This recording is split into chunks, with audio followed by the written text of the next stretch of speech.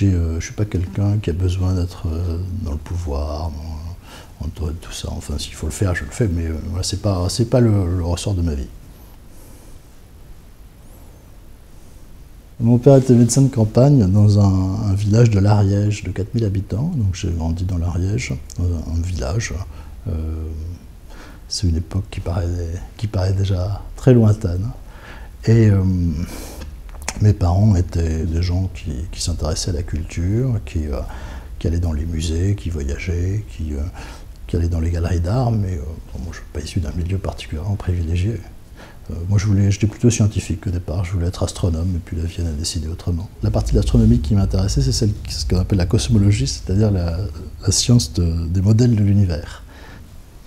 Je pense que c'était cette idée de chercher une forme aussi simple et aussi parfaite que possible qui permette de résumer la construction de l'univers qui m'intéressait. Plutôt un problème philosophique en quelque sorte. Moi, j'ai coutume de dire que le Centre Pompidou, c'est une institution politique avant d'être une institution culturelle. Pourquoi je dis ça? Au fond, quel était le dessein de Pompidou en créant cette institution? C'était pas un caprice d'un président qui aimait l'art contemporain, comme on l'a souvent dit.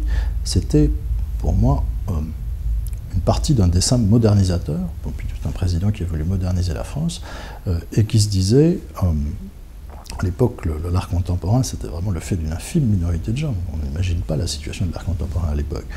Et il se disait, un pays qui est dans un tel divorce par rapport à ses artistes, à la création de son temps, est un pays qui a un handicap sur la voie de la modernisation. Et donc en réconciliant la France avec l'art contemporain, on va aider la France à se moderniser, parce qu'on va rendre les gens plus agiles, parce que les artistes aident à remettre en question les certitudes, à envisager sous un autre angle les problèmes du monde contemporain.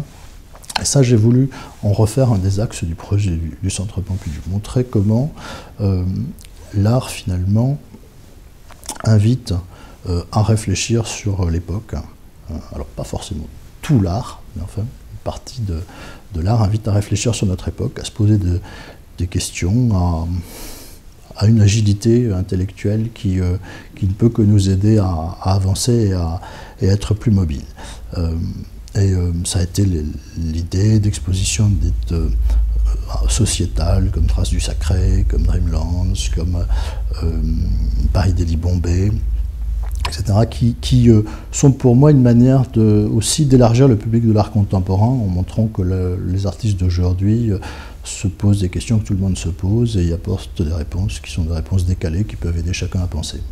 Donc en ce sens, oui, je pense que la mission du Centre Pompidou est une mission véritablement politique, au sens où la politique s'intéresse à la vie de la cité.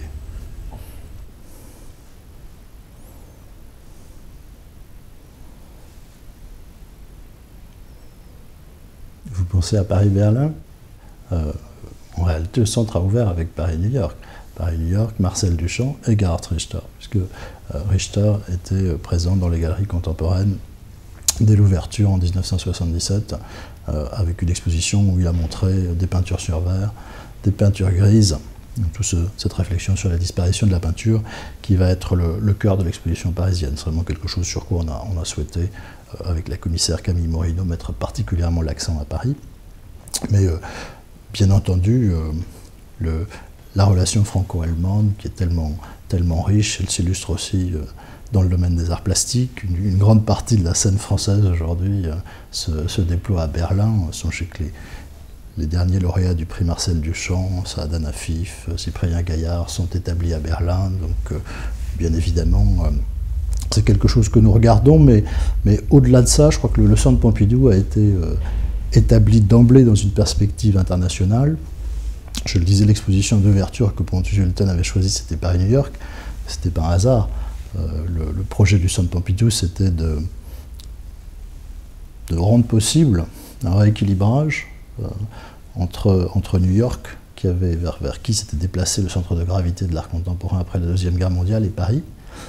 Et aujourd'hui, ce projet d'emblée extrêmement international, il devient évidemment un projet global, parce que la création contemporaine est globale.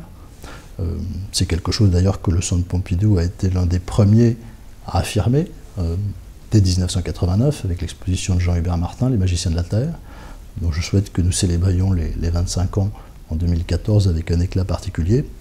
Donc aujourd'hui, l'enjeu stratégique majeur pour l'institution, c'est de construire un musée global, de construire une collection globale qui rende compte d'un art contemporain qui est devenu global. Ça suppose non seulement de trouver les moyens, bien évidemment, d'élargir la collection à l'échelle mondiale, mais surtout de déployer des réseaux d'information qui vont nous permettre de savoir ce qui se passe, quels sont les artistes intéressants, et les acheter avant qu'il ne soit trop tard.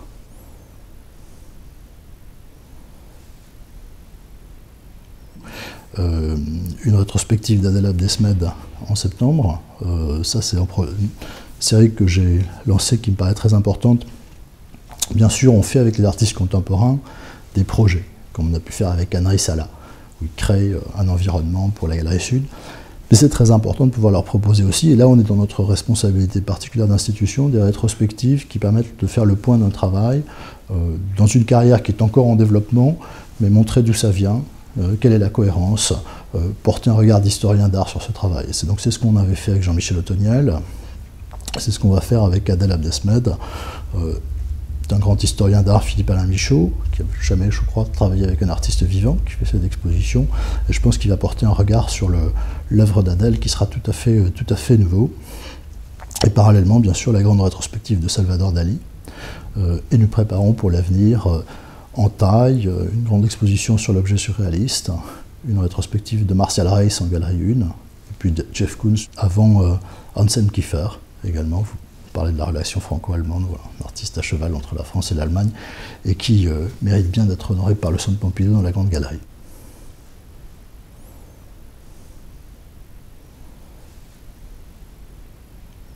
Moi j'ai fait une proposition qui est extrêmement simple, et qui part de comment Londres finalement est-elle devenue la capitale de la finance, parce qu'on a créé un statut fiscal pour les cadres des grandes entreprises qui venaient s'installer à Londres. Ben, moi je propose de créer un statut fiscal pour les artistes qui viennent s'installer à Paris, et c'est très simple, on leur offrerait la possibilité, moyennant un agrément bien sûr, de payer leurs impôts directs en dation, c'est-à-dire en œuvres d'art. Ça serait excellent pour les musées, parce que nos collections s'enrichiraient d'œuvres qu'on n'a pas les moyens de se payer aujourd'hui, et on ferait venir à Paris, j'en suis sûr, des artistes majeurs, internationaux, parce que Paris est une ville agréable, parce qu'il y a tout sur le plan culturel, parce que c'est extrêmement central et que de là on peut voyager facilement, et ces artistes attireront des collectionneurs, attireront des marchands, attireront tout un tissu, et ça ne coûtera pas un centime à l'État, puisqu'il s'agit par hypothèse de gens qui aujourd'hui résident en dehors de France et donc ne payent pas leurs impôts en France.